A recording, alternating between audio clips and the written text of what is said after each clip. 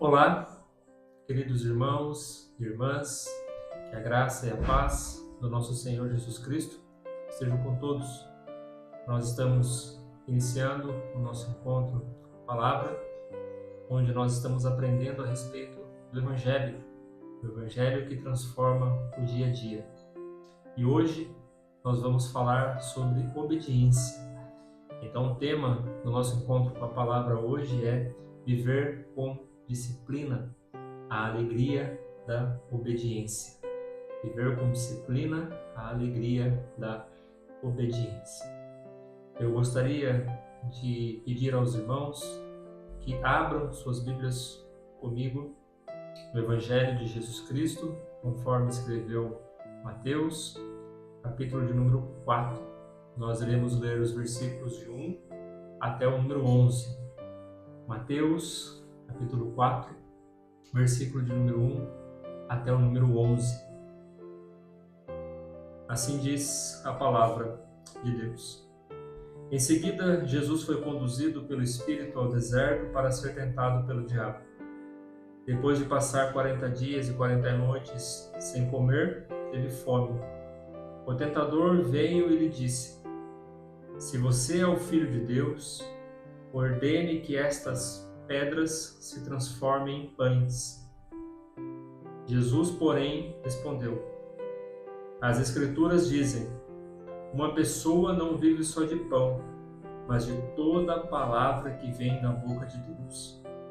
Então o diabo o levou à cidade santa, até o ponto mais alto do templo, e disse: Se você é o Filho de Deus, salte daqui, pois as Escrituras dizem: Ele ordenará aos seus anjos que o protejam.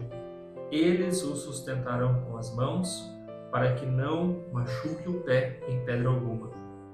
Jesus, porém, respondeu: As Escrituras também dizem: Não ponha à prova o Senhor seu Deus. Em seguida, o diabo o levou até um monte muito alto. Ele mostrou todos os reinos do mundo e a sua glória. Eu lhe darei tudo isso, declarou. Basta ajoelhar-se e adorar-me.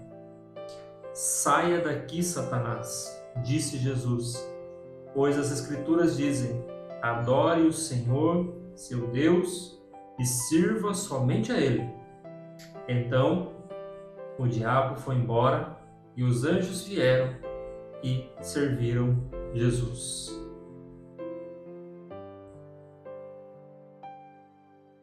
Amém. Vemos aqui o relato, conhecido nosso da tentação de Jesus no deserto, logo após ele ser batizado por João Batista, e ter recebido o Espírito Santo, a qual desceu sobre ele em uma forma corpórea de pomba. Jesus foi induzido pelo Espírito ao deserto e ali ele foi tentado, pelo próprio Satanás, o nosso inimigo.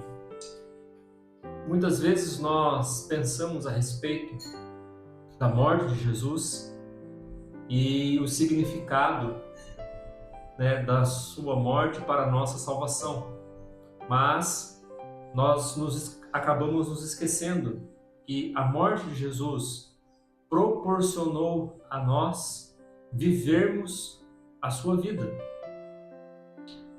Olhem para a vida de Jesus. Jesus passou por todas as tentações, mas ele não pecou em nenhuma delas. Jesus foi tentado em tudo, mas ele não pecou. Jesus foi tentado na sua infância, Jesus foi tentado na sua adolescência e Jesus foi tentado na sua juventude. Todos nós, até mesmo a mais tenra criança, ela ali na sua infância, na tenra idade, ela produz sentimentos pecaminosos. Qual de nós que foi criado com muitos irmãos não teve a sensação de ser o acusador ou então de sofrer a acusação quando cometia algum erro? Provavelmente você que foi criado com outras pessoas, já passou por essa situação em que você cometeu algum erro e alguém foi lá e entregou o seu erro. Então você guardou aquilo no seu coração e esperou uma oportunidade para você se vingar e você também entregar o erro daquela pessoa. Esse sentimento, por mais inocente que seja, ele é a demonstração do pecado que nós temos, que herdamos do nosso representante, que foi Adão. Assim como Adão pecou e, consequentemente, toda a humanidade, esses são vestígios, do pecado original que todos nós possuímos. Todos nós temos tendência, a pecar. Até mesmo das nossas boas atitudes, há uma inclinação para o pecado e nós precisamos lutar contra isso. E precisamos seguir o exemplo de Jesus. Ele foi tentado em todas as áreas. Ele foi tentado em tudo. Porém, ele não pecou, porque ele tinha prazer em fazer a vontade do Pai. Jesus teve uma vida totalmente disciplinada. Mas essa vida disciplinada de Jesus não tirou a sua alegria. Pelo contrário, ele sentia prazer, ele sentia alegria em fazer a vontade de Deus, a vontade do Pai. Nós vemos isso lá no Salmo de número 40, versículo de número 8.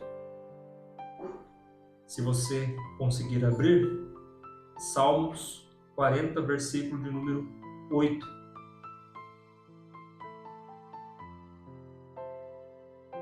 Ele diz assim, o salmista: tenho prazer em fazer a tua vontade, meu Deus, pois a tua lei está em meu coração. Tenho prazer em fazer a sua vontade. A lei de Deus é estabelecida na Escritura. E quando nós nos atentamos a ela, o sentimento que vem até nós não é um sentimento de punição, é um sentimento de tortura, onde eu tenho que me sacrificar, onde eu tenho que abrir mão das coisas para obedecer à lei de Deus. Não, pelo contrário. A lei de Deus, quando ela está enraizada em nosso coração, pelo poder do Espírito Santo, nós temos alegria em obedecer os mandamentos de Deus. Então, o próprio Jesus disse isso: o meu fardo é leve, o meu jugo é suave. Ou seja, nós sentimos alegria em viver em obediência a Deus. E a morte de Jesus proporcionou isso a nós. Nós estamos unidos em Cristo. Quando Deus olha para nós, Ele não nos vê como pecadores, como pessoas indignas, mas quando Ele olha para nós, Ele vê homens e mulheres que agora vivem a vida do seu Filho, Jesus Cristo. Portanto, nós não estamos mais debaixo da ira de Deus. Todos aqueles que confessam Cristo como seu único e suficiente Salvador não estão mais sob condenação, mas estão unidos em Cristo. E a morte de Jesus, ela proporciona isso a todos nós, a vivermos conforme Jesus Cristo viveu neste mundo. Olhem para a vida de Jesus. Ele não pecou em nenhum momento. E mesmo assim, Ele pagou pelo nosso pecado. O obediente sofreu pelo desobediente. O justo sofreu pelo injusto. Para que eu e você pudéssemos viver a vida dele. Jesus cumpriu todos os mandamentos. Jesus cumpriu toda a lei de Deus. Ele foi o único que conseguiu cumprir toda a lei de Deus. E nós, unidos em Cristo, unidos nele, temos o poder de vivermos uma vida disciplinada em obediência ao Deus Pai, por causa de Cristo. Ele nos garante isso, Ele nos fortalece, Ele nos ajuda. Assim como Ele venceu, nós venceremos juntos com Ele. O Evangelho traz essa transformação, de que nós podemos sim viver uma nova vida, longe, né, do pecado, não livre das tentações, mas longe do pecado. Seremos tentados e com a tentação o Senhor irá nos ajudar, nos dará o livramento, porque estamos unidos com o seu Filho. O seu olhar sobre nós não é mais um olhar de ira com os filhos da desobediência, mas o seu olhar em nós é um olhar de amor, é um olhar de misericórdia, é um olhar de bondade, porque estamos unidos com Jesus Cristo, o nosso Senhor. Então, toda vez que Deus olha para nós, Ele diz exatamente aquilo que Ele falou para Jesus, né? Quando Jesus foi batizado, né? Ouviu-se uma voz que vinha do céu e dizia: "Este é meu Filho amado, em quem me alegro." E quando Jesus, né, se transfigurou para os discípulos, né, quando aquela nuvem envolveu a todos ali, ouviu-se novamente a voz dizendo: "Este é meu Filho amado, em quem eu me alegro. Segui-o." Então, quando Deus olha para nós, o seu olhar é de amor, não pelos nossos méritos ou por aquilo que somos, mas por causa de Cristo, por causa da nossa união com Cristo. Quando entendemos isso, podemos viver e desfrutar as riquezas insondáveis, inimagináveis, que é a presença de Jesus Cristo em nós, através do Evangelho.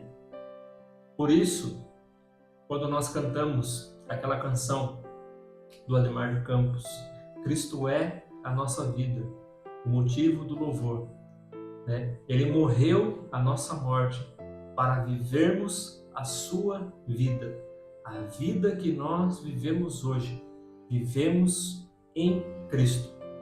E assim como Ele teve alegria, né, em obedecer a Deus, Ele viveu com disciplina, nós também podemos viver neste mundo pecaminoso, obedecendo ao nosso Deus e Pai, guardando a sua lei no nosso coração, como disse o salmista. Que Cristo possa fortalecer a nossa fé e Cristo possa nos ajudar a superar as tentações e não cair em pecado, que Ele possa nos sustentar para que possamos viver a sua vida enquanto nós estivermos aqui neste mundo. Que Deus os abençoe. Eu desejo a todos um ótimo final de semana e até o próximo encontro com a palavra. Um forte abraço. Até lá.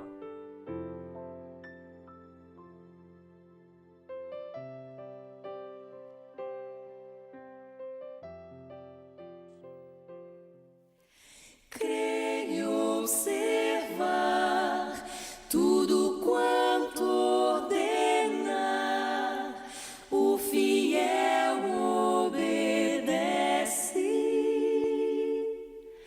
ao que Cristo